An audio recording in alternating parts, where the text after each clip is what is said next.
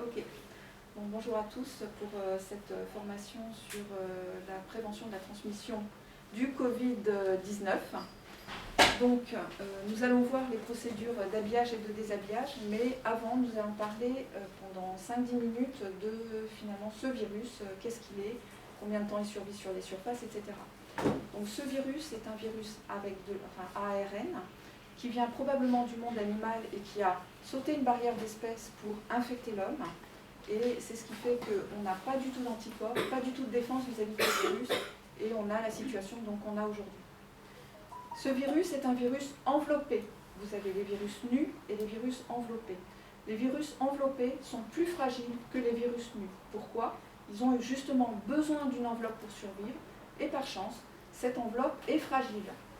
Donc, fragile, ça veut dire qu'elle est en tout cas très sensible à tous les désinfectants qu'on utilise à l'hôpital et aux antiseptiques, et en particulier les solutions hydroalcooliques. Alors, dans la nouvelle formule des solutions hydroalcooliques qui sont distribuées à l'hôpital, vous avez l'Aniogel 800 et avant vous aviez l'Aniogel 85. Et parfois vous avez les deux dans un même service. Donc ne vous inquiétez pas, l'Aniogel 800, la différence c'est qu'il a un tout petit peu plus d'éthanol, mais la différence n'est pas significative, hein, c'est la même efficacité puisque les normes sont les mêmes. Les deux produits satisfont aux mêmes normes. Ce que vous remarquerez dans la liste des germes qui sont atteints par, qui sont touchés par ce produit-là, elle est différente entre le 85 et le 800. Et sur le 800, qui est a priori, entre guillemets, plus efficace puisqu'il n'a plus d'alcool, n'est plus noté le coronavirus. Mais c'est juste une question de... c'est les pharmaciens qui ont fait ça comme ça, on nous l'a fait remarquer, mais ce produit qui contient plus d'éthanol a les mêmes normes que l'ancien et est actif sur le coronavirus. Voilà. Alors, le coronavirus est un germe donc fragile, mais néanmoins, il survit quelques heures sur les surfaces.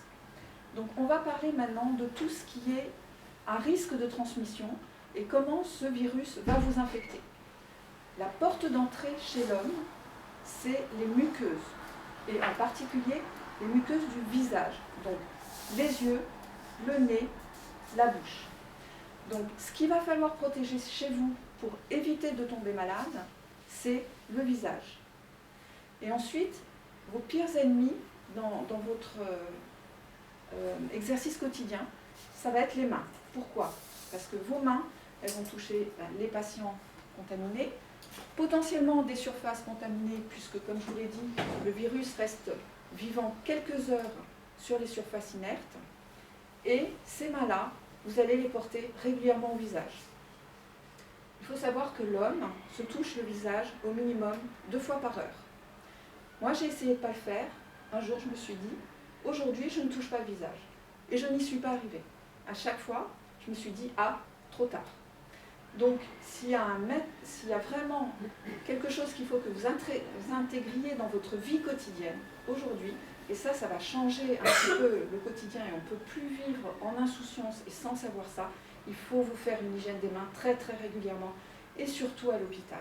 Bien sûr partout, mais à l'hôpital. Solution hydroalcoolique tout le temps, tout le temps, tout le temps.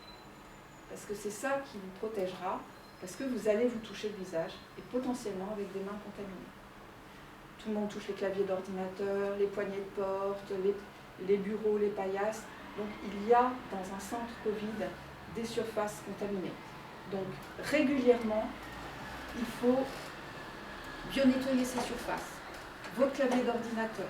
Et là, n'importe quel produit, que ce soit des lingettes imprégnées d'alcool, des lingettes de cette talcant, le surfagnos, le surface-lèvres, tous les détergents désinfectants sont grandement actifs sur ce virus.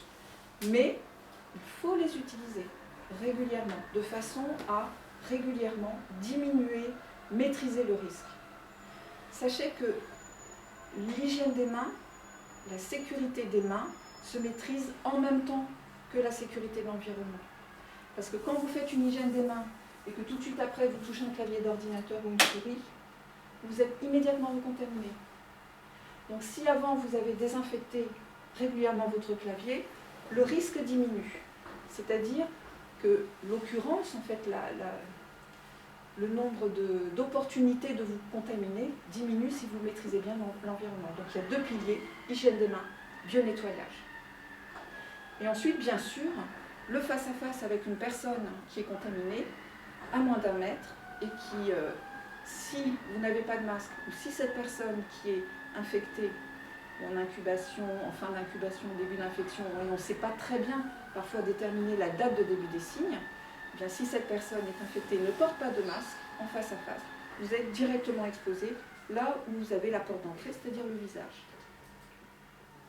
Est-ce que vous avez des questions sur cette base? Parce que finalement, la prévention va découler de ça. Donc maintenant, on va parler... Oui. J'ai une question juste. On avait eu la notion que l'incubation, c'était 1 jour avant, 14 jours après. Est-ce que ça a changé ou Alors, il y a 2 choses qu'il ne faut pas mélanger. C'est l'incubation et la contagiosité. L'incubation, c'est entre 2 et 12 jours. Et par mesure de précaution, on rajoute toujours 2 jours. Donc ça fait de 2 à 14 jours.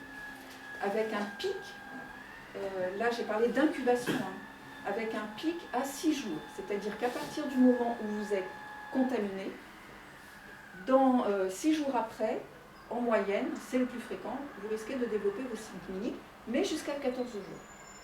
Et il y a la contagiosité. La contagiosité, elle commence 24 heures avant le début des signes et se poursuit, ça on ne sait pas trop, on l'a déterminé à 14 jours.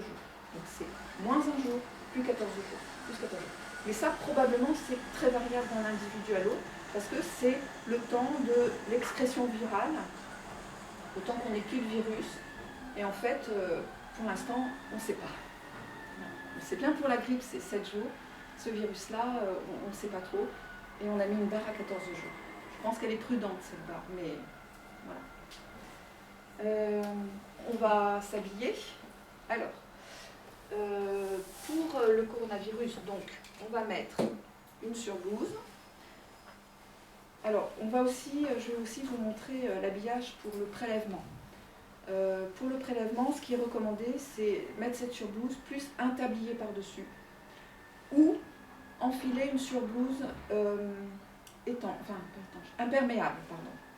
Donc, on a donné le code SAP de cette surblouse imperméable. Mais là, c'est pareil, elle est à réserver aux gestes qui sont contaminants.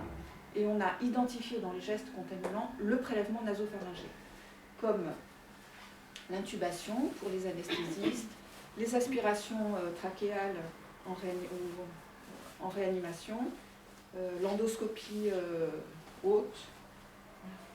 Je suis un peu essoufflée parce que c'est dur de parler avec le masque.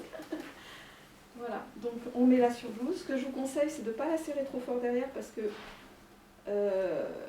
il faut surtout protéger devant. Vous avez compris, c'est dans le face-à-face que ça pose problème. Et ensuite, il va falloir l'enlever. Et c'est au moment du retrait que vous allez vous contaminer. Elle protège bien, mais quand on la retire, on fait des fautes. C'est pour ça que je vous fais une démonstration. Voilà, bon, on va serrer un petit peu, mais pas trop. Ensuite, vous allez mettre les lunettes, les surlunettes. Alors, le problème, c'est les personnes qui ont des lunettes comme moi. C'est un peu difficile de faire tenir les surlunettes sur les lunettes. Moi, j'y arrive. Mais il y a franchement des lunettes où c'est très compliqué. Donc, il y en a qui ont vraiment besoin d'avoir leurs lunettes de vue et qui n'arrivent pas. Alors, ça se règle aussi sur le côté. Donc, vous pouvez régler déjà les branches. Sinon, vous faites ça pour voir. Moi, ça ne marche pas. Ça marche mieux dans l'autre sens. Et il faudra désinfecter vos lunettes après. D'accord ? Alors, avec une lingette imbibée d'alcool, ça abîmera moins vos verres que les produits détergents désinfectants très agressifs sur les surfaces. Donc moi, je vous vois quand même si j'enlève mes lunettes. Donc je mets mes lunettes et je vais mettre le masque. Alors le masque FFP2 pour faire le prélèvement nasopharyngé, le masque chirurgical dans toutes les situations où vous n'êtes pas exposé à un inoculum élevé, c'est-à-dire aux sécrétions rhinopharyngées du patient, c'est-à-dire lors du prélèvement nasopharyngé, lors de l'aspiration, de l'intubation, comme on a dit. Je vous parlerai après des indications du masque FFP2, plus en détail. Donc, oui. Donc ça veut dire que quand on rentre dans une chambre pour examiner le patient, écouter les poumons, d'éliminer un peu la peau, etc., on peut garder un masque chirurgical.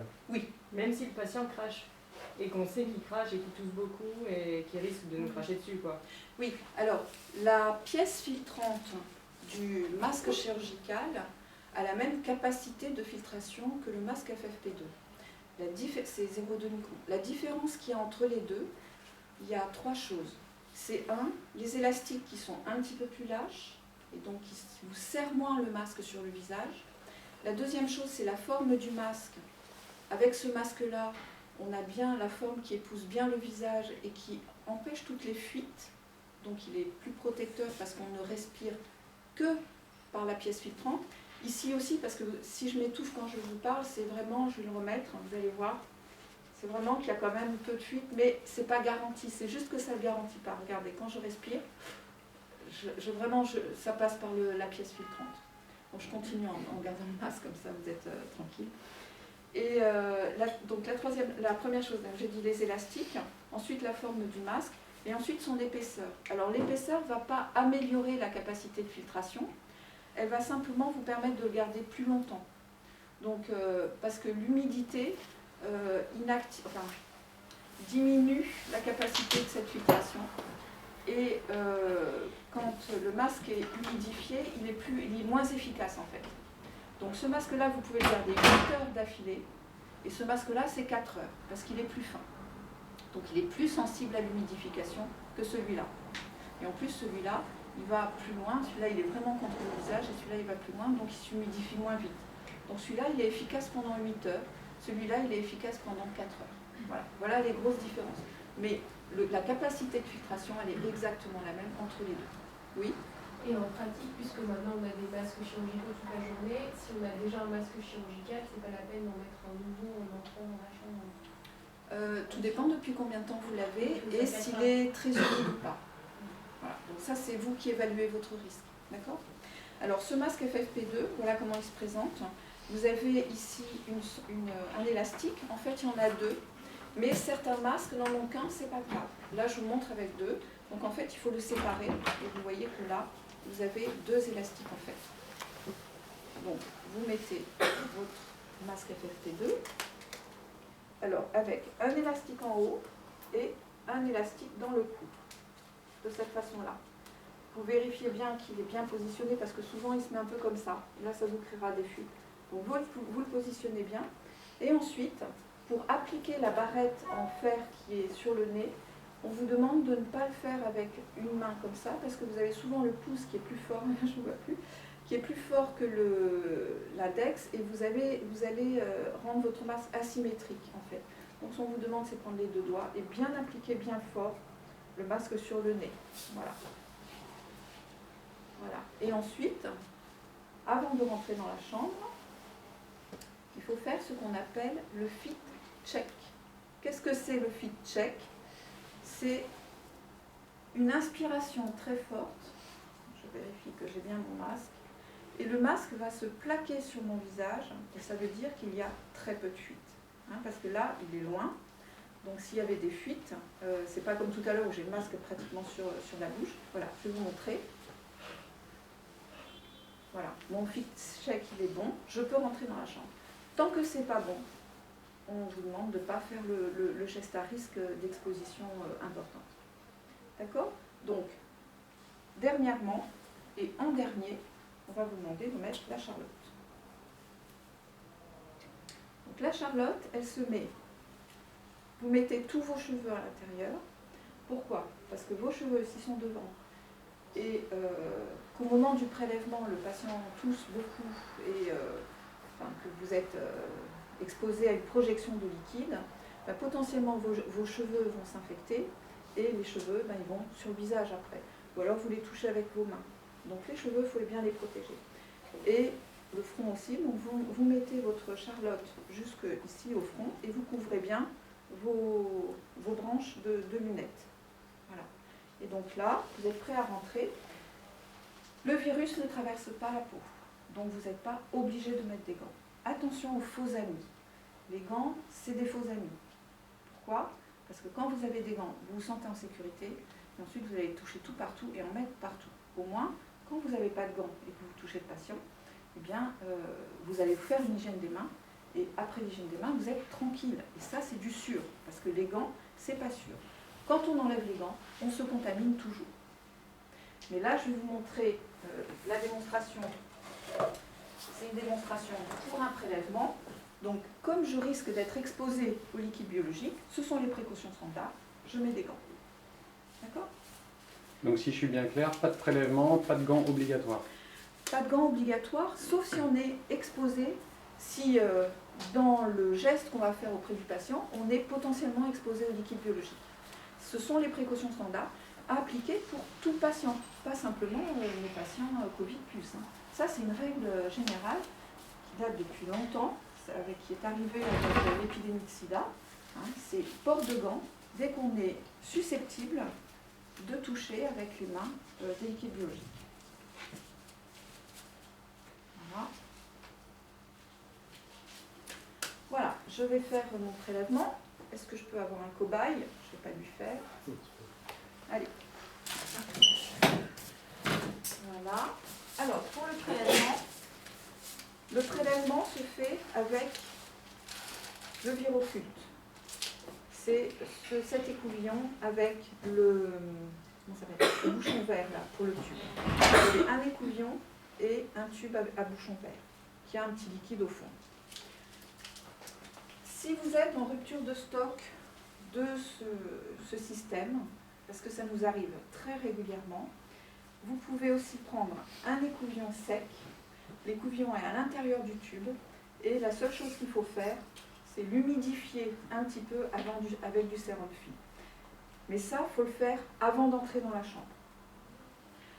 Ce qu'on vous demande aussi, et ça c'est pas habituel, c'est d'étiqueter le tube avant d'entrer dans la chambre, pour ne pas avoir à manipuler ces tubes-là quand on est au poste de soins.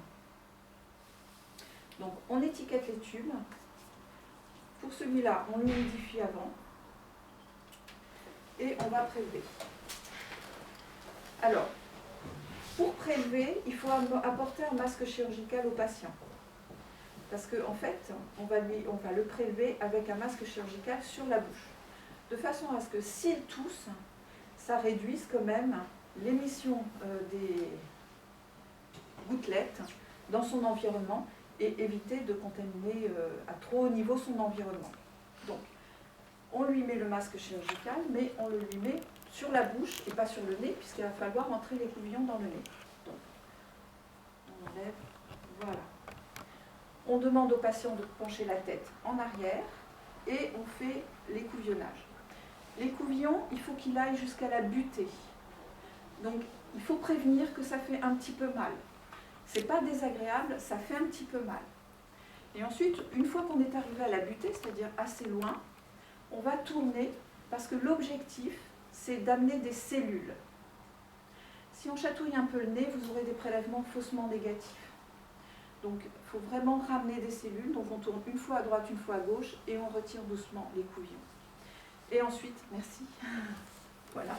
Donc, il a bien craché, bien toussé, parce que ça déclenche parfois même des éternuements.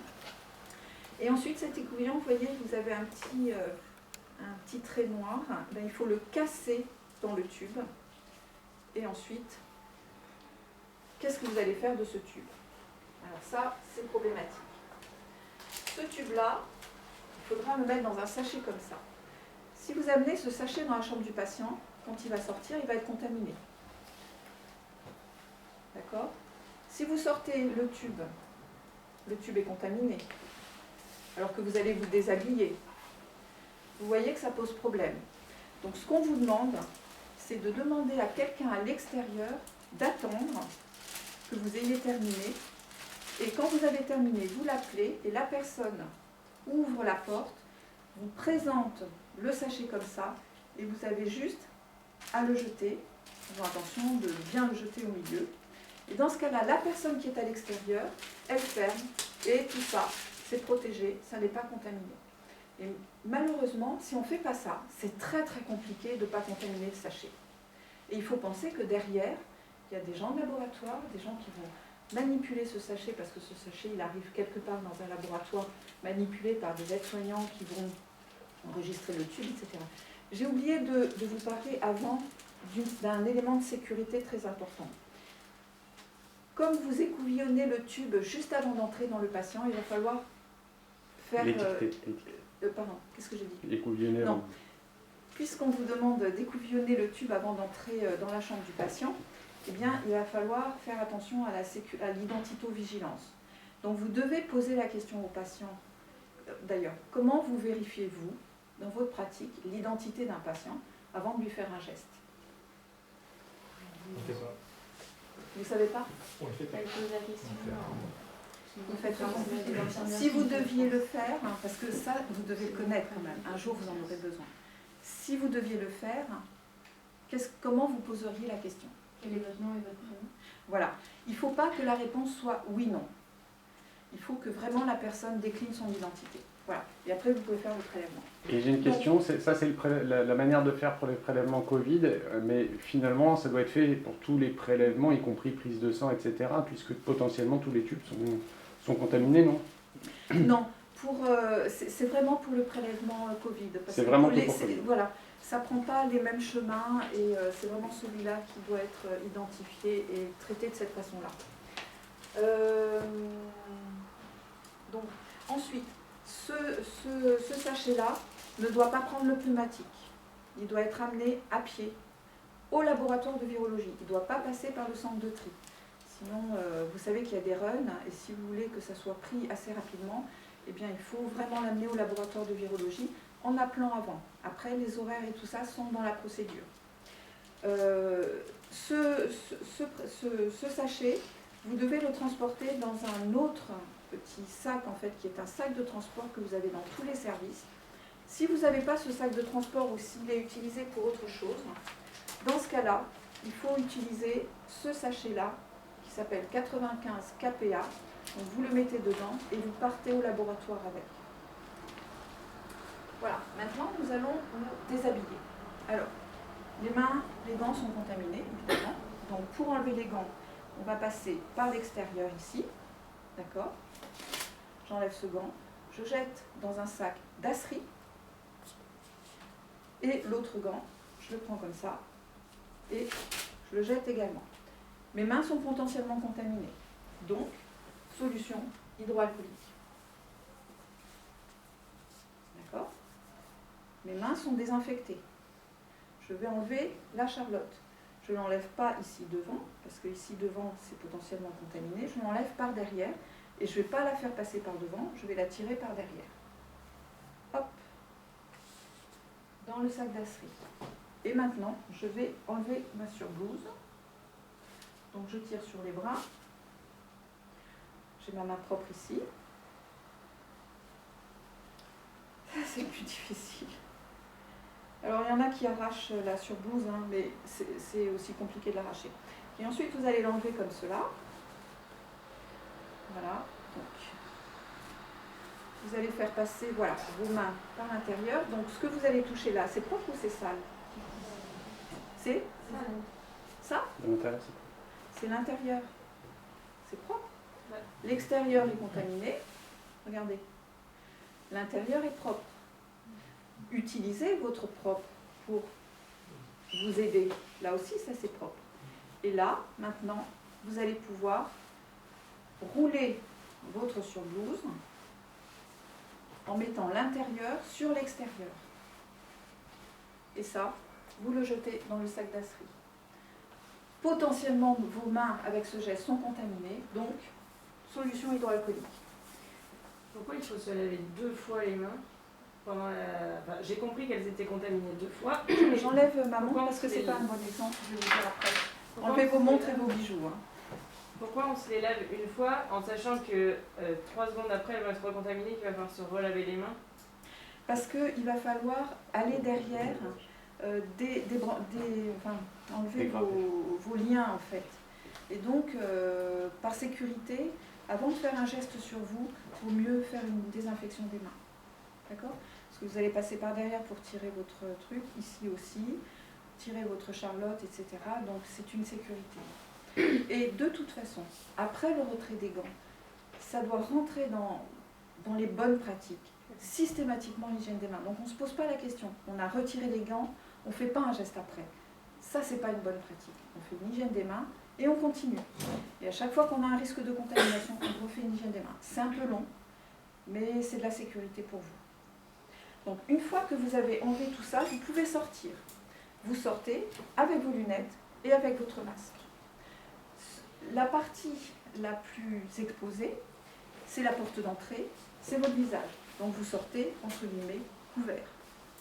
Donc une fois que je suis sortie de la chambre, je vais enlever mes lunettes en les prenant par les branches. Je vous rappelle que les branches étaient sous la charlotte. Donc vous enlevez vos lunettes et vous les mettez dans un bain de détergent désinfectant. Elles sont réutilisables. Un quart d'heure dans ce bain de détergent désinfectant et ensuite vous pouvez rincer, sécher et les réutiliser. Voilà. Donc ça veut dire qu'il faut qu'il y ait du matériel, des solutions détergentes en sortie de chaque chambre, quasiment. Ça va être compliqué. Il faut vous Ou en organiser tout pour cas, une avoir... dans l'unité qu'on puisse poser Voilà. directement sans rien avoir à toucher d'autre. C'est mieux. Vous pouvez désinfecter avec un spray. Mais là, c'est pareil, c'est comme pour le tube, l'élimination du tube. C'est compliqué de désinfecter avec un spray parce que vous allez toucher vos lunettes, vous vous recontaminez les mains, vous utilisez le spray que vous contaminez. Enfin, c'est compliqué. Alors que enlever les lunettes et les jeter dans un bain détergent désinfectant qui n'attend que ça, c'est très simple. Et c'est juste pour vous simplifier les choses. Ce bain détergent désinfectant doit être changé à chaque équipe en fait. Voilà. Donc ensuite, nous allons enlever le masque. Alors enlever le masque, il ne faut pas l'enlever n'importe comment non plus, ce masque. Je vous rappelle que les élastiques vous tirent très fort, hein, ça plaque vraiment le visage. Et le danger, c'est ça. C'est que vous preniez votre masque et que vous l'enleviez comme ça. Et ça arrive tout le temps. Ça veut dire quoi? Ça veut dire que vous êtes recontaminé le visage avec tout ce qu'il y a sur cette partie-là du masque. Vous avez touché le nez, si vous n'avez pas de lunettes, vous avez touché les yeux, et puis vous respirez aussi en même temps. Donc c'est pas comme ça qu'on enlève un masque FFP2. Et attention parce que c'est très à risque que ça arrive ça arrive très souvent. Donc je vous mets en garde. Comment on enlève ce masque? On passe les élastiques par-dessus la tête, doucement, on le laisse plaquer et ensuite on lève légèrement la tête et on le laisse se dégager. Voilà. Il y en a qui font autre chose, qui ici déconnectent les élastiques. C'est un peu difficile parce que des fois ils tiennent très très bien. Moi j'aime bien ça, mais après à vous de trouver. Ce qu'il faut éviter, c'est ça. Parce que ça, c'est pas la peine de le mettre le masque. Vous avez bien compris que c'est exposant. Donc vous entraînerez une fois, hein, vous enlevez ce masque. Donc on passe par-dessus, on lève légèrement la tête, parce que si on fait ça, on va se contaminer ici. D'accord? Donc on lève légèrement la tête pour dégager, et hop, vous l'enlevez comme ça. Et là, c'est bon. Après avoir enlevé, vous mettez votre masque, après avoir enlevé tous vos équipements, re-hygiène des mains, et là, vous êtes tranquille, en sécurité. Dans la mesure où nous, on porte un masque chirurgical tout le temps, quand on rentre dans une chambre Oui. et qu'on examine un patient avec le masque chirurgical et qu'on va le garder quand on sort, est-ce qu'il faut qu'on change de masque chirurgical ou on garde le même en sachant qu'il est potentiellement contaminé? Quand vous avez examiné un patient qui tousse, vous l'avez eu en face à face, bon, votre masque va se contaminer. Ce qu'on vous conseille, c'est en sortant de changer le masque. Surtout que vous allez aller dans votre bureau. Et puis ce masque-là, attention, il ne faut pas le toucher avec les mains, mais ça arrive. Donc s'il est contaminé, vous allez après contaminer toutes vos surfaces.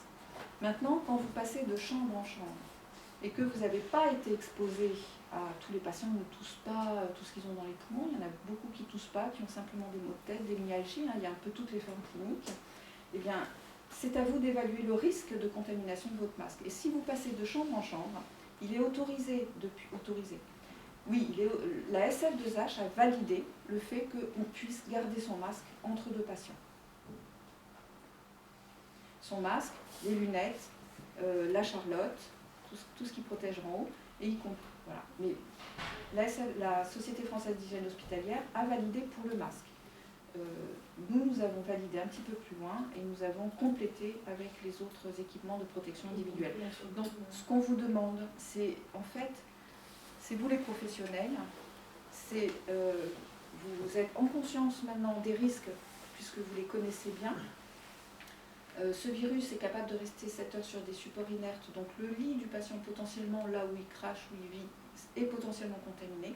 Donc dès lors que vous avez été en contact, vous avez un risque faible, sauf si vous avez vraiment fait une aspiration ou été exposé à des liquides biologiques. La contamination par les surfaces, elle est quand même assez faible. Donc c'est à vous d'évaluer le risque de passer de chambre en chambre avec un matériel hautement ou faiblement contaminé. Voilà. Par contre, ce qu'on vous demande, ça c'est quand on passe de chambre en chambre. N'allez pas au poste de soins avec ça, n'allez pas dans votre bureau, vous enlevez tout, comme je viens de le faire. Vraiment, il y a des endroits comme votre bureau qu'il faut maintenir le plus propre possible. Donc ce que je vous conseille aussi, c'est de mettre une solution hydroalcoolique à l'entrée dans votre bureau et que tout le monde, tous ceux qui rentrent, fassent une solution hydroalcoolique parce que les ordinateurs, les souris, des choses comme ça, c'est responsable de transmission. Quand on s'habille pour rentrer dans une chambre de patient Covid, et quand on s'habille pour rentrer dans une chambre de patient Covid, on enlève la blouse avant de mettre une tenue dessus ou... Alors, nous, on préférerait que dans l'unité où il y a des patients Covid, que vous le mettiez en usage unique et pas avec votre tenue de ville, parce que c'est compliqué. Moi, j'ai enlevé ma blouse pour m'habiller, parce que c'est compliqué de s'habiller avec les vêtements de ville, la blouse, la surblouse, alors que quand on est en tenue à usage unique, vous allez voir, on est vraiment beaucoup plus à l'aise et on fait moins de fautes. Parce que vos vêtements de ville, vous les ramenez à la maison, donc voilà. Donc, pas pour vos activités en dehors des services qui accueillent que des patients Covid, parce que c'est votre cas, mais dans le secteur, on préférerait, alors après tout dépend des possibilités, mais que vous ayez une tenue avec une tunique en fait, hein, mais vous n'en avez pas les médecins, vous avez que les grosses blouses, donc vous pouvez vous habiller en usage unique. Et comment on fait quand on veut chercher du matériel, donc là, par exemple un stéthoscope ou un marteau réflexe, alors je sais qu'il y a des stéthoscopes qui, ça va peut-être être mis en place, des stéthoscopes à usage unique et tout ça, mais pour l'instant, comment on fait? On récupère sous la surblouse? Non, on ne fait pas ça. Il faut ressortir, aller chercher le marteau réflexe. Alors, vous avez des unités mobiles de protection où est le matériel en fait à des endroits réguliers dans le service. Donc vous arrivez avec le matériel dont vous avez besoin, propre, vous le posez sur l'unité mobile de protection, vous vous habillez, vous les prenez la main et vous rentrez avec. D'accord ? Par contre, en sortant, il faudra le désinfecter.